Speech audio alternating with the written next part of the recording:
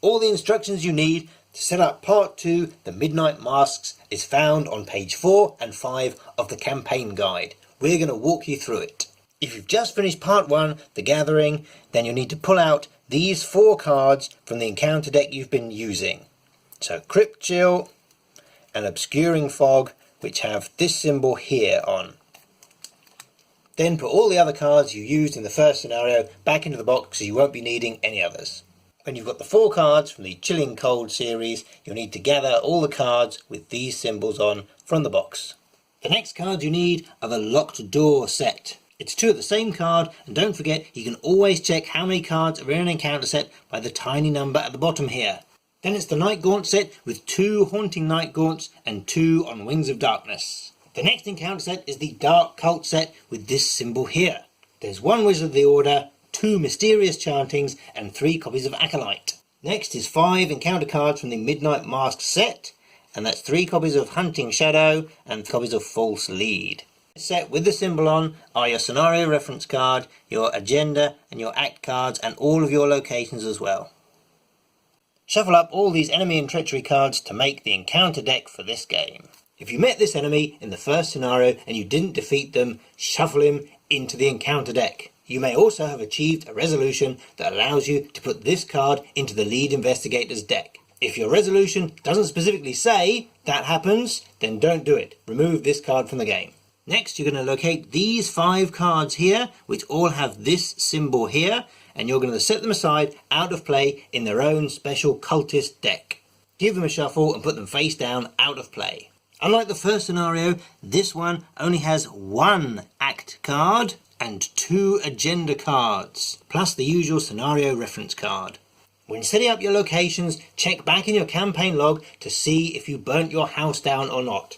If you chose a resolution which didn't burn your house down, then this location will start in play. If you went for a resolution that did burn the house down, take this out of the game. I have 2 copies of the south side location and 2 copies of the downtown location. Pick 1 of each at random to put into play, and the other 2 put back in the box out of the game. These 8 locations, plus possibly your house. Instructions on page 5 of the campaign guide, and lay out your locations in a 3x3 grid like this. If you chose not to burn down your house, all the investigators will start this game in play at your house. If you did burn down your house, all the investigators will start play on Rivertown. This location setup is more complex than in game number 1. There are a lot of symbols in play telling you which location connects with which other location. You may find it helpful to take a piece of paper and a marker pen and to mark out the routes between each of the locations. As you can see, your house only joins to Rivertown, as does the graveyard. And if you're at Rivertown and you want to get to downtown, it's quicker to go via East Town than it is via the university, then North Side, then downtown. The hospital is joined to 2 locations, but the university is joined to 4 locations.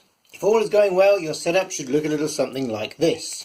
You've removed 1 copy of downtown and 1 copy of South Side from the game.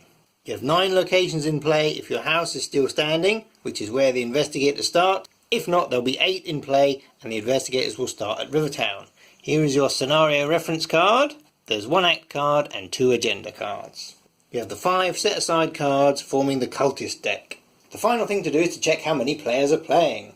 If you're playing this solo, then you're good to go. If there are 2 players, remove an Acolyte card from your encounter deck and spawn it at South Side. And the Acolyte has a forced ability which says after it enters play, place 1 Doom on it. So pop 1 Doom on the Acolyte. If there are 3 players, do this for South Side and then do this again at Downtown. Again, putting a Doom token on it. And if there are 4 players, you add 1 at the graveyard with a Doom on it. Remember, when the Acolytes are removed from play, the Doom goes with them. When the agenda advances and the Doom is removed from the agenda, all Doom in play goes with it as well.